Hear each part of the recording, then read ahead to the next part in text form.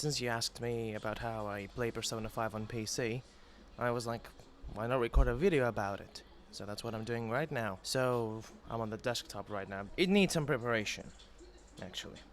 First of all, you need a controller. You can play the game without one, but it's better to have one, so that you won't have to bother with remapping, extensive remapping at that. Second, what you have to do, if I remember correctly, is that you have to get the game as a ROM and download it and do some weird shit to it. Like, have to basically unpack these, extract these all at once so that they merge. Download this thing. We'll get to that later. Then once you're in the game, you have to go, not here. Persona 5 game, where is that? Oh, wait. Maybe, I think I have it in games. Where's my P5 save? Oh, PS3 game. You start there. You have to go in here, and this file, the hdd.cpk, doesn't exist once you get in here.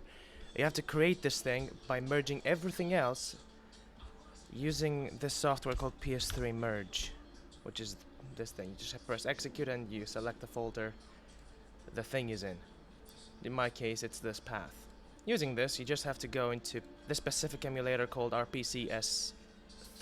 What you have to do here is first of all, go into install firmware and select this file that you have to separately download from the emulator's website, actually.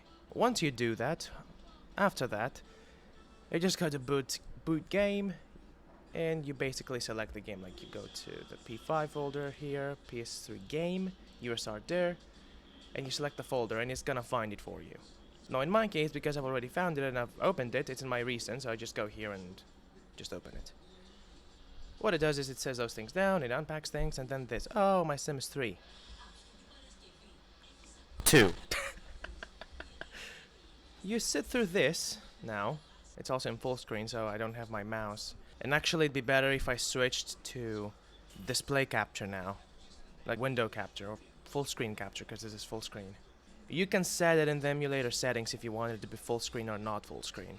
Personally, since I just play the game, I prefer it full screen. It's nicer, I suppose.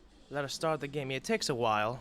Usually it doesn't take this long, but I guess it's because I have The Sims 2 open and my CPU is kind of occupied. Although The Sims 2 barely wastes anything. So don't worry about the Thieves Guild. Can you not show my Sims 2 save, for fuck's sake? Wait. There we go. I don't know if it connects. I have no idea if it connects. I have my doubts. If it connects to the Thieves Guild, it's gonna be fucking great. For the sake of this tutorial, I'm not gonna connect. No. Also, I'll warn you about the frame rate. It's gonna be bad, because display capture doesn't really record games well. My god, this game's loud. And then you just play the game. You press load game, and it loads the game, and you go in the game, and bam, you're in the game. I don't even know where I saved. I don't remember since yesterday. I was in my room. Still haven't stolen Kamoshida's heart. That's basically the entire tutorial, more or less. I hope it was informative. My apologies for the Sims 2 save.